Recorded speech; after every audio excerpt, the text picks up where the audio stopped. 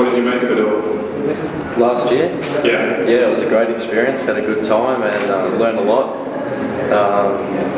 More so just to look after my own stuff rather than rely on someone else to help out. Learned where the pace was at. The Australians have a really good pace, it's just hard to put it together for the 6 days. Yeah, so it's good just to open the eyes and see what everyone else is doing. We had some members of the American Trophy Junior Trophy team here yesterday, and they were saying that for them it's very difficult sort of special test racing because it's something that they don't do in the US, whereas in Australia you have enduro sprint. So although you know what to expect, I guess it's still slightly different.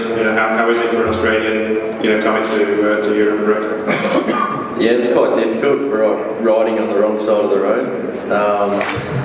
And every test you've got to put in 100% from the start to the finish, whereas in Australia sometimes you can maybe slack off in one part and make up the rest of the time elsewhere. But yeah, it's tough, and this year especially with the trail being tough, it's been hard, and the team's pretty battered and bruised at the moment. Toby's got broken ribs, and Glenn Carney's busted his knee, I guess you could say. He's got like 30 stitches in it, so yeah, we're doing it a bit tough, but the results are still there, still just carrying a bit of momentum.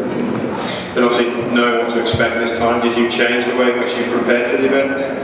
No, I probably prepared fairly poorly for the event. I've been riding a WR 450 all season and just jumped on board the YZ for the event, so there's a few little things I hadn't checked, and a foot peg fell off today, so yeah, it's just another learning curve, just another 6 days. Yeah. I think you're 7th overall after 4 days. I guess that's a result you must be happy with. Yeah, I'm proud of that result. It's good. I'd love to move up forward and challenge Alex for a spot in E2. So look out, buddy.